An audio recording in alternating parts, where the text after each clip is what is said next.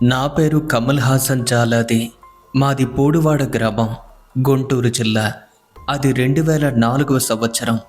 అప్పటికి నా వయసు 22 ఏళ్ళు. మేము అప్పటికి వేరే గ్రామంలో ఉండేవాళ్ళం. అయితే మేము ఉండే ఇంటికి ఆపోజిట్లో ఒక ఫ్యామిలీ ఉండేవారు. అంటే మాకు వాళ్ళకి మధ్య కేవలం ఒక్క రోడ్డు మాత్రమే ఉంది. ఇక వాళ్ళు ఇద్దరు మాత్రమే ఉంటారు.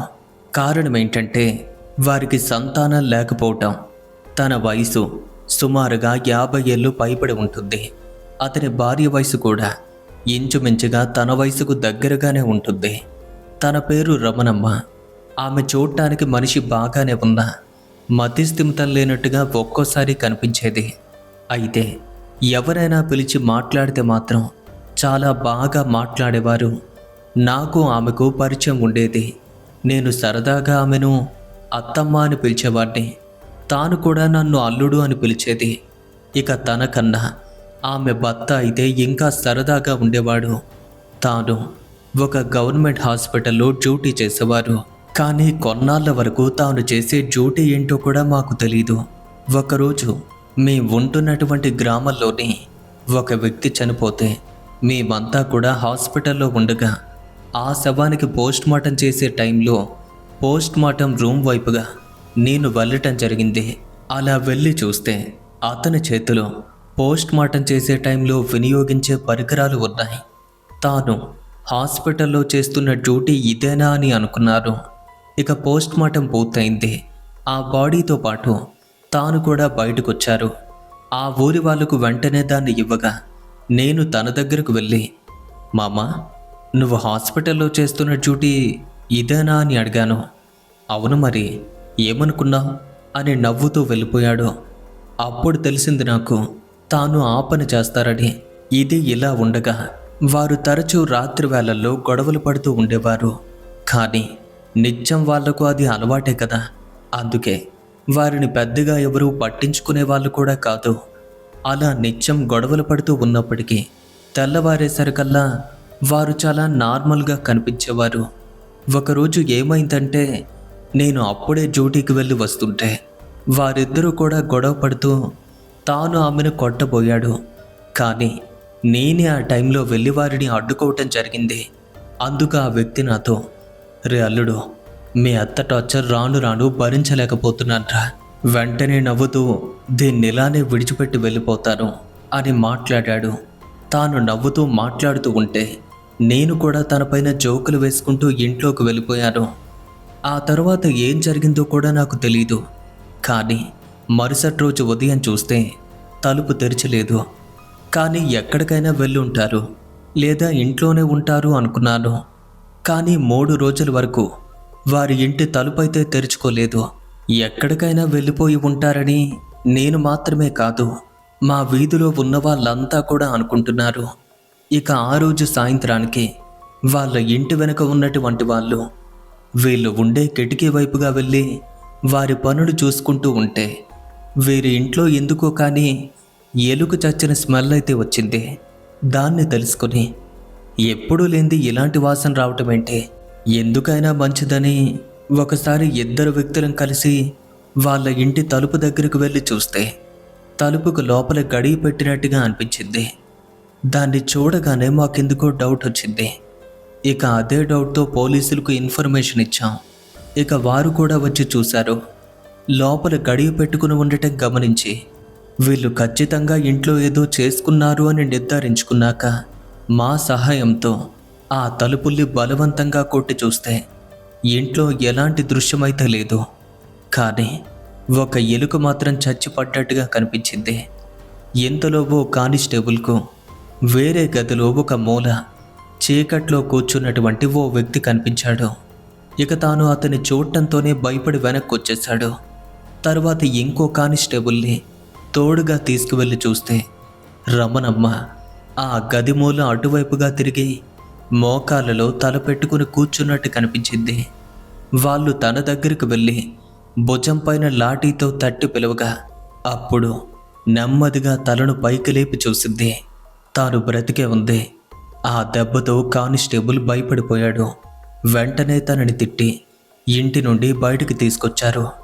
ఏం జరిగింది, ఎందుకలా ఇంట్లో దాక్కున్నావు అని అడగ్గా వారిద్దరికీ గొడవ జరిగినట్టు, తన భర్త తనని విడిచిపెట్టి తన సొంత ఊరికి వెళ్ళిపోయినట్టుగా చెప్పింది. అది విని పోలీసులతో పాటు అంతా కూడా నవ్వుకుంటూ వెళ్ళిపోయారు.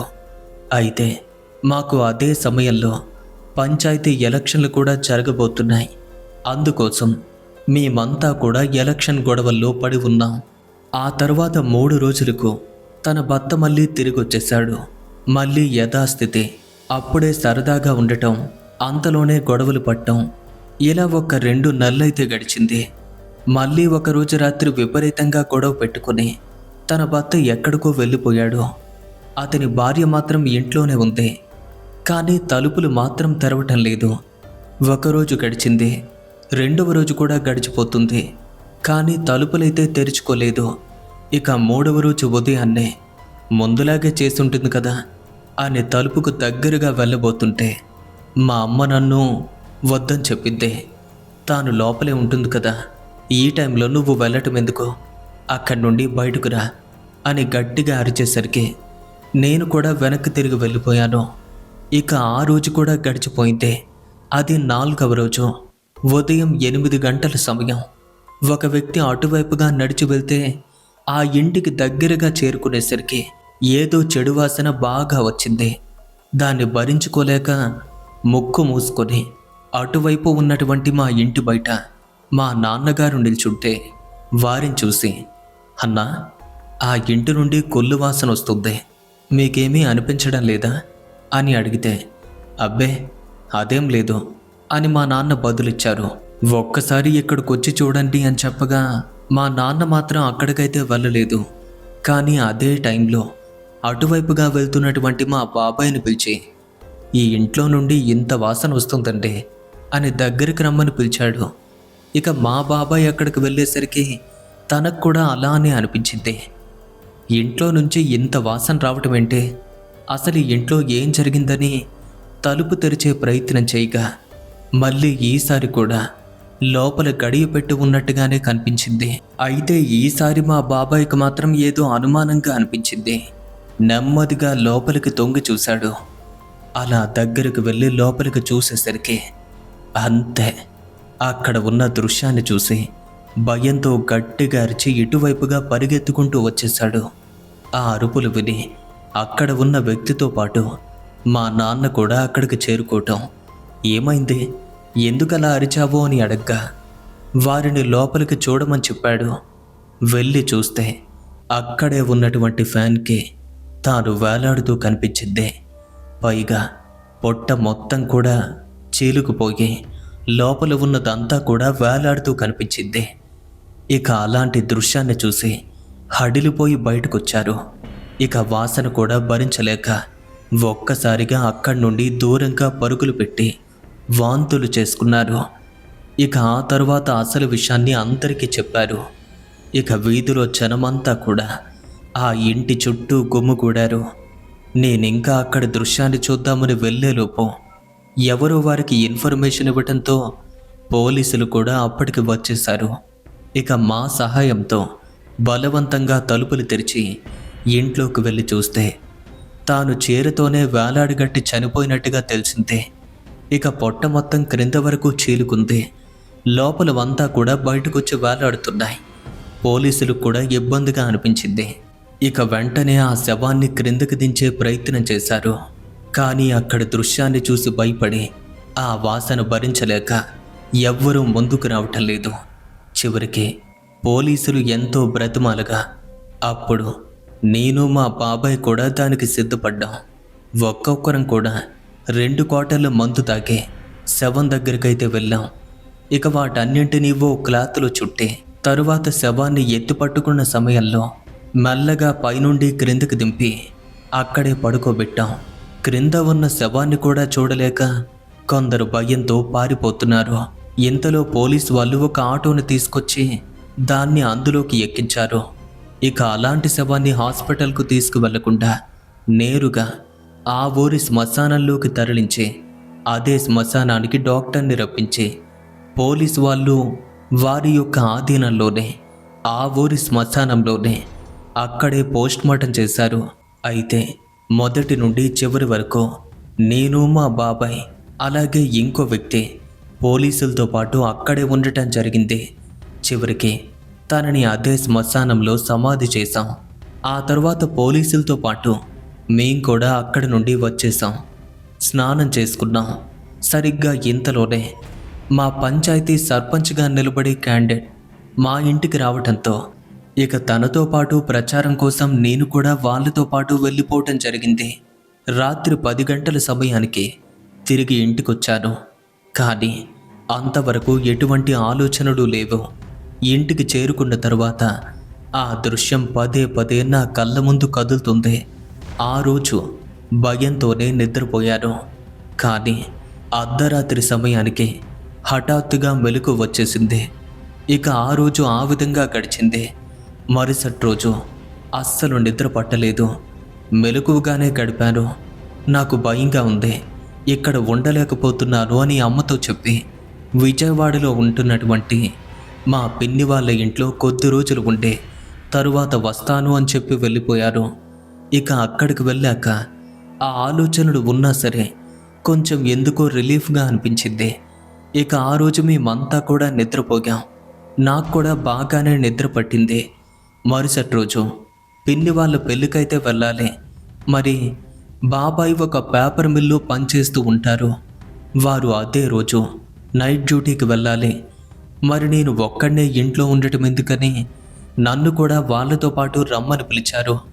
అయితే అప్పటికి నాకు ఇంకా పెళ్ళి కాలేదు. కానీ ఒక అమ్మాయితో నేనైతే రిలేషన్లో ఉన్నాను.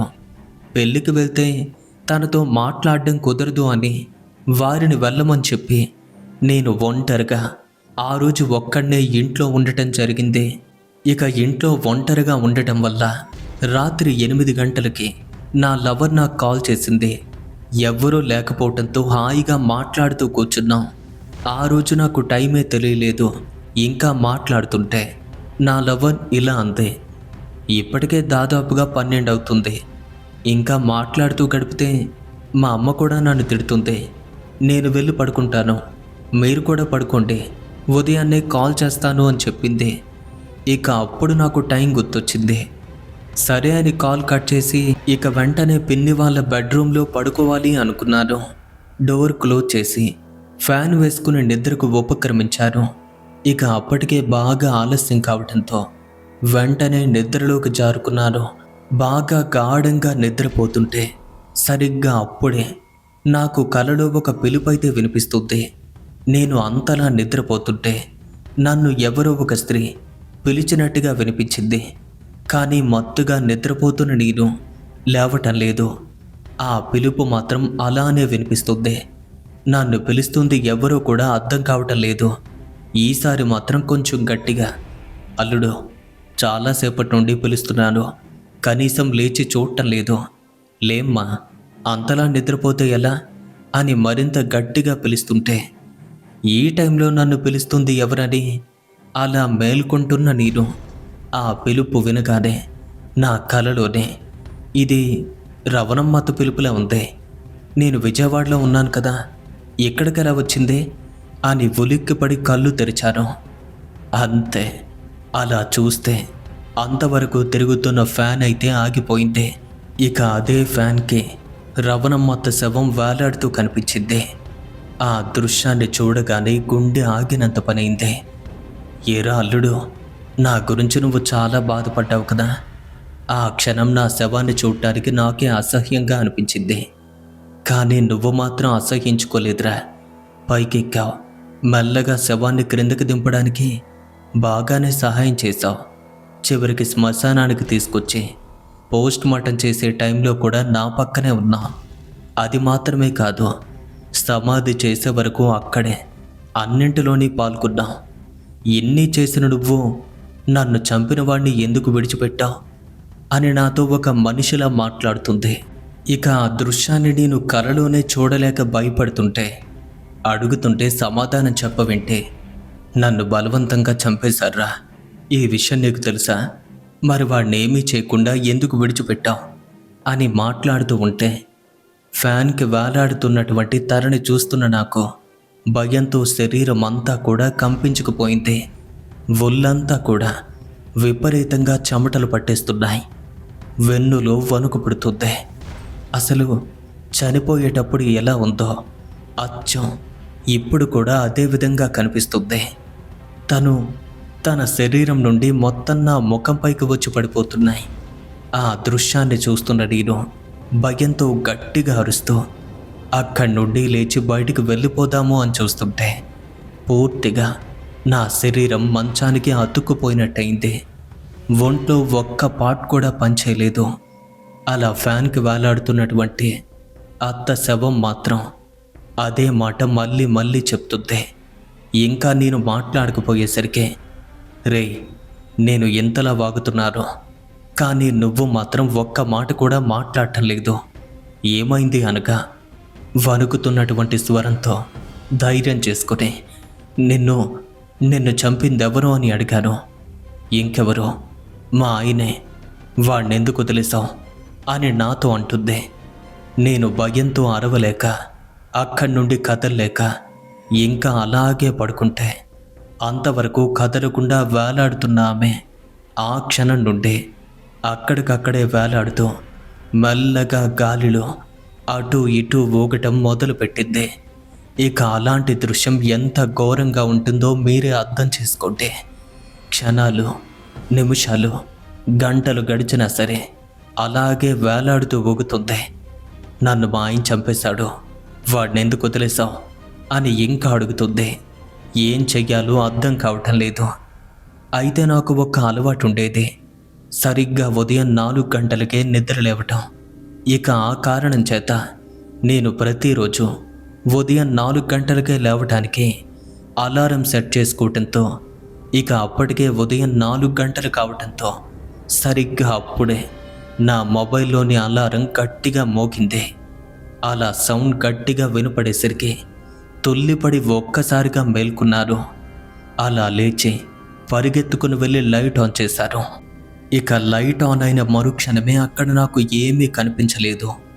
ఫ్యాన్ చాలా స్పీడ్గా తిరుగుతుంది. అప్పుడు అనిపించింది నాకు ఇదంతా కూడా కళ అని చెప్పి. ఇంకా బాగా చీకటి మిగిలి ఉండటంతో కాసేపు నిద్రపోదాము అనుకున్నాను. కానీ అలాంటి సంఘటన జరిగితే ఎవరికైనా నిద్ర పడుతుందా? వెంటనే రూమ్ నుండి వేరే రూమ్లోకైతే వెళ్ళి మొబైల్లో రీల్స్ చూస్తూ కూర్చున్నాను. ఆ మరుసటి రోజు మా పిన్ని వాళ్ళైతే వచ్చేశారు. అయితే ఆ రోజుకి పంచాయతీ ఎలక్షన్లో కేవలం 3 రోజులు మాత్రమే మిగిలింది. ఒకవైపు మా సర్పంచ్ క్యాండిడేట్ నన్ను త్వరగా రమ్మని కాల్ చేస్తున్నాడు. ఇక చేసేదేమీ లేక అక్కడి నుండి తిరిగి మా ఊరికైతే వచ్చేశాను. ఇక అర్ధరాత్రి వరకు కూడా ప్రచారంలో ఊరిలో తిరగటం, సరిగ్గా సమయానికి వెళ్ళి నిద్రపోవటం. అలా నిద్రపోతున్న వేళ కూడా నా పక్కనే వచ్చి కూర్చునేది. నా గురించి చాలా కష్టపడ్డాం, కానీ నన్ను చంపిన నా భర్తను మాత్రం వదిలిపెట్టేశాం. పదే పదే ఒకే ఒక్క మాట మాట్లాడుతూ ఉండేది. అలానే కనిపించేది. ఇక ప్రతిసారి అదే మాట మాట్లాడుతూ ఎప్పుడూ భయపెట్టేసరికి కొంచెం ఎక్కువగా డ్రింక్ చేస్తూ నిద్రపోయేవాడిని. ఇక ఆ రోజు పంచాయతీ ఎలక్షన్ మొదలైంది. మధ్యాహ్నానికి ఎలక్షన్ పూర్తి కావటం, సాయంత్రానికి రిజల్ట్ రావటం, మా తాలూకు అభ్యర్థి గెలవటం అంతా కూడా జరిగిపోయింది. అయితే చాలా రోజుల పాటు తక్కువగా నిద్రపోవటంతో కొంచెం వీక్ అయిపోయాను. ఆ రోజు బాగా నిద్ర వచ్చింది. సరిగ్గా రాత్రి 7 గంటలు కావస్తుంది. ఇక నిద్రపోవటం ఇష్టం లేదు, కానీ తప్పక నిద్రపోవాలి అనుకున్నాను. ఇలా పడుకున్నానో లేదో పూర్తి నిద్రలోకి వెళ్ళిపోయాను. ఇక మరుక్షణమే మళ్ళీ యథావిధిగా వచ్చి నా పక్కన కూర్చుంది. ఎన్ని రోజులుగా చెప్తున్నాను నా భర్త నన్ను చంపేశాడు అని, కానీ నువ్వు పట్టించుకోవటం లేదు. ఈసారి నేను అడిగాను, చంపాడు అంటున్నావు, నిన్ను ఎలా చంపాడో చెప్పు అనగా, ఇప్పుడు అసలు విషయానికి వచ్చావు. చెప్తున్నాను, ఆ రోజు నా భర్త మరియు వాళ్ళ తమ్ముడు నా దగ్గరకు వచ్చారు. ఏదో ఇంజెక్షన్ ఇచ్చి చంపేశారా. అలా నేను చనిపోయాక నాకు నేనుగానే చనిపోయినట్టుగా చిత్రీకరించారు. ఇక ఆ మాట చెప్పేసరికి, నిజమా, అలా చేశాడా అని మాట్లాడుతూ నిద్ర నుండి మేల్కొని లేచి కూర్చున్నప్పటికీ పూర్తిగా నన్ను నేనైతే మర్చిపోయాను. ఇక ఆ క్షణం నుంచి నా పైన నాకు ఎటువంటి స్పృహ లేదు.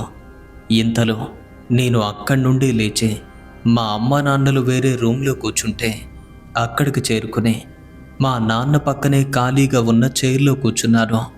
తాను బ్రతుకున్నంతకాలం కూడా మా నాన్నగారిని మామయ్య అని పిలిచేది. ఇక అదే ప్రకారంగా అచ్చం ఆమెలాగే మాట్లాడుతూ, మామయ్య, మరి ఈరోజు మనం ఎలక్షన్లో గెలిచేశాం కదా, మరి పార్టీ ఏమీ లేదా అని అడుగుతుంటే నీకేమైనా పిచ్చి పట్టిందా? కన్న తండ్రిని మామయ్య అంటావేంట్రా అని మా అమ్మ చెంపపైన దెబ్బ కొట్టి నార్మల్గా మాట్లాడమని చెప్తుంటే, అత్తమ్మ నన్ను కొడతావెందుకు? నేనిప్పుడు ఏమన్నాను? అయినా మామయ్య అని పిలవటం తప్ప అని చెప్పేసరికి వీడు ఉదయం నుండి కూడా ఈరోజు మొత్తం తాగే తిరుగున్నాడు. ఇంకా గీర విరిగినట్టుగా లేదు. ముందు వీడికి తలంటు స్నానం చేయమని మా అమ్మతో నాన్న చెప్పేసరికి మా అమ్మ వెంటనే నన్ను ఈడ్చుకు వెళ్ళి బాత్రూంలో పెట్టి స్నానం చేస్తుంది. మా అమ్మ నాకు తలంటు చేస్తుంటే, ఏ అత్తమ్మ, నువ్వు నాకు స్నానం చేపిస్తావేంటి? నేను చేసుకోలేనా అని నవ్వుతూ అడిగేసరికి మా అమ్మకు వెంటనే కోపం వచ్చింది. ఇక పక్కనే ఉన్నటువంటి చీపురు తీసుకుని ఊరుకొన్న కొద్ది వేషాలు ఎక్కువైపోతున్నాయి, ఇంకా తాగింది విరిగినట్టుగా లేదు అని చీపురుతో గట్టిగా వీపు పైన 2 దెబ్బలు కొట్టేసరికి ఏదో మైకం నన్ను వీడినట్టుగా అయిపోయింది. నువ్వు నాకు స్నానం చేపిస్తున్నావేంటి? నేనేమైనా చిన్నపిల్లాన్ని అనుకున్నావా అని అమ్మతో మాట్లాడుతుంటే నా ప్రవర్తన గమనించినటువంటి మా అమ్మ, ఒరే, నీకేమైనా పిచ్చి పట్టిందా? నన్ను అత్తమ్మ అంటున్నావు, మీ నాన్నగారినేమో మామయ్య అంటున్నావు. ఈరోజు నీకు బాగా ఎక్కువైంది అని చేవాట్లు పెట్టిందే. నేను స్నానం చేయటం పూర్తి చేశాక నన్ను ఇంట్లోకి తీసుకువెళ్ళి భోజనం పెట్టిందే. ఇక భోజనం కూడా చేశాను. ఇంకా మా వాళ్ళంతా మాట్లాడుకుని కూర్చుంటే అదే రూమ్లో ఒక మంచం పైన పడుకున్నాను. మా వాళ్ళంతా కూడా ఇంకా ఆ రోజు ఎలక్షన్ మాటలు మాట్లాడుతూ ఉండగానే నేను ఒక్కసారిగా పైకి లేచి కూర్చుని, నన్ను మా ఆయన చంపేశాడు, ఇప్పుడు నన్నెవరూ పట్టించుకోవటం లేదు అని గట్టిగా అరవటం మొదలుపెట్టాను. నా ప్రవర్తన చూస్తున్న మా వాళ్ళందరికీ కూడా ఆశ్చర్యం కలిగింది. ఇక అప్పటికే మా నాన్నగారికి ఏదో అనుమానం వచ్చింది. నా దగ్గరికి వచ్చి, ఏమైందిరా నీకు, ఏంటి సంగతి అని అడగ్గా అందుకు నేను మా నాన్నతో, మామయ్య, నేను రవణమ్మని అని అచ్చం ఆమెలాగే ఎక్స్ప్రెషన్ ఇస్తూ అదే విధంగా మాట్లాడుతూ ఉంటే మా నాన్న షాక్ అయి చూస్తున్నారు. మా ఆయన నన్ను చంపేశాడు. నిద్రపోతుంటే మా ఆయనతో పాటు మా మరిది కూడా ఇంటికొచ్చారు. వారిద్దరూ కలిసి నాకేదో ఇంజెక్షన్ ఇచ్చారు. అంతవరకు గుర్తుంది. ఆ తరువాత నేను చనిపోయాను. చనిపోయినటువంటి నా మృతదేహాన్ని నాకు నేనుగా చనిపోయినట్టు అందరినీ నమ్మించాలని చూశారు. అలా అన్ని విషయాలు కూడా క్లుప్తంగా చెప్తూ ఉంటే వారికి కొంచెం భయం వేసింది. ఇక మా నాన్నగారి అనుమానం కూడా నిజమైంది. ఇక ఆ ఊరిలో ఒక భూత వైద్యుడైతే ఉంటారో వెంటనే తన వద్దకు వెళ్ళి మా ఇంటికి తీసుకొచ్చారు. ఇక తాను ఏం చేశాడో తెలియదు కానీ ఆ రాత్రి హాయిగా నిద్రపోయారు. కానీ ఇంకా పూర్తిగా తెల్లవారికి ముందే నిద్రలేచి వాళ్ళ ఇంటి దగ్గరకు చేరుకుని ఒక పెద్ద రాతి బండ ఉంటే దానిపైన కూర్చొని, మా ఆయన నన్ను చంపేశాడు, నన్నెవరూ పట్టించుకోవటం లేదు అని ఆ దారిని వెళ్తున్న ప్రతి ఒక్కరిని పిలిచి మరీ చెప్తున్నాను. అచ్చం తనలానే మాట్లాడుతున్నాను. కాసేపటికే నన్ను మా వాళ్ళంతా గమనించి మా ఇంటికి తీసుకువెళ్ళారు. కానీ మళ్ళీ అక్కడికి చేరుకుని అలాగే అందరితో కూడా చెప్తూ ఉంటే ఆ దెబ్బతో ఊరు మొత్తం హడలెత్తిపోయింది. నా ప్రవర్తన చూసి వారంతా కూడా భయపడిపోతున్నారు. అయితే మా అన్నయ్య ఒక తాపీ మేస్త్రి. వాళ్ళ గురువు కూడా అప్పటికి అదే పని చేస్తున్నప్పటికీ తనకు ఇలాంటి వాటి గురించి బాగా తెలుసు. అందుచేత వారిని కూడా నా దగ్గరకు తీసుకురావడంతో అతను నాతో పాటు మాట్లాడి, ఈమె వీడినేదో చెయ్యాలి అని రాలేదు, ఈమె భర్త ఈమెను చంపాడని అందరికీ చెప్పడం కోసం మాత్రమే ఇక్కడికి వచ్చింది. ఆ మాటలు విన్నటువంటి కొందరు, ఈమెను చంపింది వాళ్ళ ఆయన, మరి అతనే కనిపించకుండా వీడినెందుకు ఇబ్బంది పెడుతుంది అని అడిగారు. అందుకు వారు మాట్లాడుతూ, ఏమీ కాదు, దీనికి పరిష్కారం నేను చూపిస్తాను అని ఇక సాయంత్రం వరకు నన్ను అలాగే విడిచిపెట్టి ఆ రోజు రాత్రి మా ఇంట్లో పూజ పెట్టి ఆ తరువాత నన్ను ఆ పూజ మధ్యలో పెట్టారు. నన్ను ఆవహించి ఉన్నటువంటి ఆమెను దూరం చేసి ఒక తాయెత్తును కూడా కట్టి ఈ తాయెత్తు 11 రోజుల వరకు శరీరంపైనే ఉంచాలి, లేకపోతే ఆమె ఖచ్చితంగా వచ్చేస్తుంది అని చెప్పారు. నిజంగా అది కట్టినప్పటి నుండి కూడా ఇంకేమీ జరగలేదు. అలా కేవలం 5 రోజులు గడిచింది. ముందుగా నేను మీతో చెప్పాను కదా, ఒక అమ్మాయితో నాకు రిలేషన్ ఉంది అని. ఆ అమ్మాయి ఆ రోజు ఉదయం కాల్ చేసి, రేపు మా వాళ్ళంతా కూడా పిక్నిక్కి వెళ్ళిపోతున్నారు, ఇంట్లో నేను ఒంటరిగా ఉంటున్నాను, రాత్రికి రమ్మని పిలిచింది.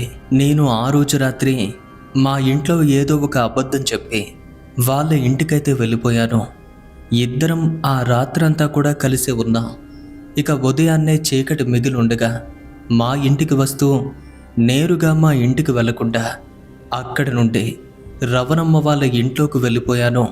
ఇక అదే ఇంట్లో ఉన్నటువంటి మంచం పైన తెల్లవారే వరకు నిద్రపోగి ఇక ఆ టైంలో లేచి మూల ఉన్నటువంటి చీపురుతో ఇల్లంతా శుభ్రం చేస్తూ ఇంట్లో ఉన్నటువంటి గిన్నెలన్నీ తోముదామని వాటిని తీసుకొచ్చి 6 బయట వేస్తుంటే ఆ ఇంటికి ఎదురుగా, అంటే అటువైపుగా ఉన్నటువంటి మా ఇంటి నుంచి అప్పుడే మా అమ్మ బయటకు వచ్చింది.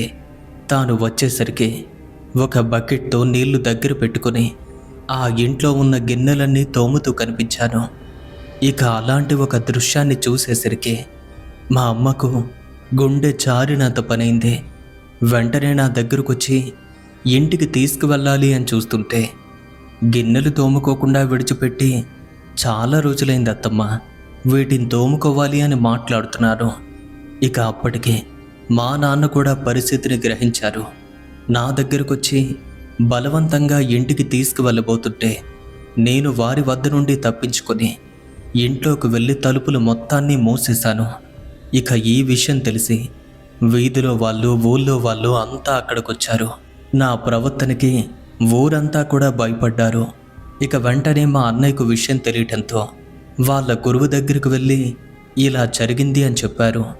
వారు మళ్ళీ ఇంటికొచ్చి నన్ను ఒప్పించి బలవంతంగా ఇంటికి తీసుకురావటం, మా ఇంటికి అక్కడి నుండి తీసుకువెళ్ళబోతుంటే తనతో కూడా వాదిస్తూ అక్కడే ఉంటాను అని చెప్పడంతో వారంతా మెల్లగా లోపలికి తీసుకువెళ్లారు.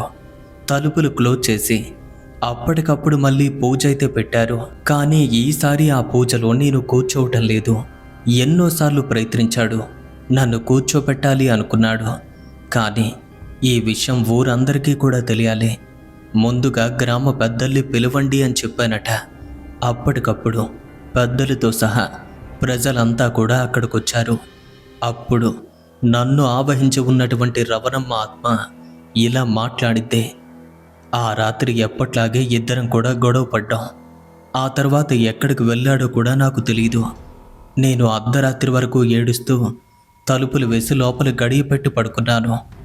ఉదయం 3 గంటల సమయంలో మా ఆయన ఇంటికొచ్చి తలుపు కొట్టాడు. తలుపు తీస్తే తనతో పాటు వాళ్ళ తమ్ముడు కూడా కనిపించాడు. ఈ టైంలో నీతో పాటు అతను ఎందుకు వచ్చాడు అని అడగబోతే ఇద్దరూ కలిసి నా నోరు నొక్కేశారు. ఏదో ఇంజెక్షన్ ఇచ్చారు. తరువాత స్పృహ కోల్పోయారు. అప్పుడు వారిద్దరూ నా ప్రాణం తీసేశారు. అలా చనిపోయాక ఆ నింద వారిపైన పడుతుంది అన్న భయంతో ఇక నేనే చనిపోయినట్టుగా ఒక పథకాన్ని వేసి అమలు చేశారు. అప్పటి నుండి 3 రోజుల పాటు ఇంట్లోనే ఉండిపోయారు. ఆ ఊరి వాళ్ళంతా కూడా బాధపడ్డారు. సరే, నిన్ను చంపింది నీ భర్త కదా, మధ్యలో ఈ పిల్లవాడు ఏం చేశాడు? అదే పని నీ బతుకు చేసి వాడికి బుద్ధి వచ్చేలా చెయ్యి అని చెప్పేసరికి, ఏమో అదంతా కూడా నాకు తెలీదు. నేను చనిపోయాక మొదటి నుండి అన్ని పనులు చేసింది వీడే. నా శవాన్ని చూసి ఎవ్వరూ దగ్గరికే రాలేదు, ఎవ్వరూ సాహసం చెయ్యలేదు. కానీ నా అల్లుడు మాత్రం నా దగ్గరకొచ్చాడు. అన్నీ జరిగేంత వరకు నా పక్కనే ఉన్నాడు. వాడి చేతుల మీదుగానే నేను సమాధిలోకి చేరుకున్నాను. వీడు ధైర్యంగా ముందుకొచ్చి ప్రేమతో అన్ని పనులు పూర్తి చేయటంతో అందుకే వీడిని ఆవహించాను. వీడి ధైర్యం నాకు నచ్చింది. పైగా మొదటి నుంచి వీడంటే నాకు చాలా ఇష్టం. నన్ను ప్రేమగా అత్త అని పిలిచేవాడు. అందుకే ఇప్పుడు వీడిని విడిచిపెట్టలేకపోతున్నారు. వీడు నాకు కావాలి, నాతో పాటు వీడిని కూడా తోడుగా తీసుకువెళ్తాను అని చెప్తుంటే అప్పుడు మా అన్నయ్య వాళ్ళ గురువుగారు మాత్రం, అలా కుదరదు, నిన్ను మీ ఆయన చంపాడు కాబట్టి ఏదైనా చేస్తే వాడిని చేసుకో, అంతేకాని వీడితో నీకు సంబంధం లేదు. ఇంకా ఏదైనా కావాలి అనుకుంటే పోస్ట్ మార్టంలో ఏం తేలిందో పోలీసులు అడిగి తెలుసుకుంటాం. నీ భర్త వల్ల తప్పుంది, అదే విషయం కారణంగా జైల్లో వేయిస్తాం. నువ్వు అనుకున్న దానికి మేము ఒప్పుకోము. వీరు అలా మాట్లాడుతుంటే తాను మాత్రం ఒప్పించాలని చూస్తుంది. ఇక అతను కూడా ఎన్నో విధాలుగా వదిలేమని చెప్పాడు, కానీ ఎంతసేపటికి తాను వింటలేదు. చివరికి ఒక బలమైన ప్రయోగాన్ని జరిపి అతి బలవంతంగానూ కష్టంగానూ దాన్ని నా నుండి వేరు చేసి బంధించి వెంటనే భూస్థాపితం చేశారు. ఆ తరువాత నన్ను అడిగారు, 11 రోజుల వరకు కట్టే తాయెత్తు పవర్ ఉంటుంది, కానీ సగం రోజులకే నిన్ను ఎలా ఆవహించింది, ఏమైనా జరిగిందా అని. ఇక ఆ విషయాన్ని దాచిపెట్టడం ఇష్టం లేక నా లవర్తో నేను ఆ రాత్రి కలవడం గురించి వివరంగా చెప్పాను. అది విన్నటువంటి మా అన్నయ్య వాళ్ళ గురువు నన్ను తిట్టాడు. ఇప్పుడు ఈ తాయెత్తు కడుతున్నాను, ఈసారి 3 వారాల వరకు ఎటువంటి తప్పు చేయకుండా ఉండు. ఒకవేళ ఏదైనా చేశావు అంటే మళ్ళీ బయటకు వస్తుంది. ఈసారి నేను కాదు కదా, ఎవ్వరూ నిన్ను కాపాడలేరు. ఒకవేళ 21 రోజుల వరకు నేను చెప్పినట్టుగా ఉంటే మళ్ళీ అది బయటకు వచ్చిన జీవితంలో ఇంకెప్పుడు నిన్ను ఏమీ చెయ్యలేదు, జాగ్రత్తగా ఉండు అని చెప్పారు. ఇక అప్పటికే ప్రాణభయంతో ఉన్నటువంటి నేను ఇక ముందు అలాంటి తప్పు చేయకుండా 21 రోజుల పాటు అలానే గడిపాను. అప్పటి నుండి ఇంకెప్పుడు కూడా నాకు ఆత్మ ఎన్నడూ ఎదురవ్వలేదు. కానీ అప్పుడు నా జీవితంలో జరిగిన ఈ సంఘటన ఇప్పటికీ దాన్ని తలుచుకుంటే ఎక్కడో కొంచెం భయంగానే అనిపిస్తుంది. కమల్ హాసన్ జలాది అనే వ్యక్తి వారి జీవితంలో జరిగిన ఈ సంఘటనను మనతో పాటు షేర్ చేసుకోవటం జరిగింది. ఈ స్టోరీ విన్న తర్వాత మీకేమనిపించింది? నాకైతే ఒకే ఒక్క విషయం అర్థమైంది. ఒకవేళ ఎవరికైనా మంచి చేద్దామో అని వెళ్ళినా సరే ఈ రోజుల్లో అదే చెడుగా వచ్చే అవకాశం ఉంది. కానీ అలా అని మానవత్వం లేకుండా ఉండలేం కదా. కొన్నిసార్లు ఇలాంటి సంఘటనలన్నీ కూడా జరుగుతూనే ఉంటాయి. ఒకవేళ మీకు ఏదైనా జరగరాంతి జరుగుతుంది అనిపిస్తే వెంటనే ఆ విషయాన్ని మీరు మీ పెద్దవాళ్ళకు తెలియచేయండి. వారు ఏదో ఒకటి చేసి మిమ్మల్ని కాపాడే ప్రయత్నం చేస్తారు. ఈ వీడియో కనుక మీకు నచ్చినట్టయితే వెంటనే వీడియోని లైక్ చేసి మమ్మల్ని సపోర్ట్ చేస్తారని ఆశిస్తున్నాను. అలాగే వీడియో క్రింద హైప్ అనే ఆప్షన్ కూడా కనిపిస్తుంది. అది కూడా చేయటంతో మన వీడియోకి బూస్టప్గా ఉంటుంది. ఇలాంటి మరిన్ని హారర్ స్టోరీస్ని ప్రతిరోజు మీరు వినాలి అనుకుంటే ఇప్పుడే మన ఛానల్ను సబ్స్క్రైబ్ చేసుకొని మీ జీవితంలో కానీ లేదా మీకు తెలిసినటువంటి స్టోరీస్ని కానీ మాతో పాటు షేర్ చేసుకోవాలి అనుకుంటే మన యొక్క ఇన్స్టాగ్రామ్కి DM చేయండి, లేదా మనకు మెయిల్ చేసి కూడా మీ స్టోరీస్ని మీరు మాతో పాటు షేర్ చేసుకోవచ్చు.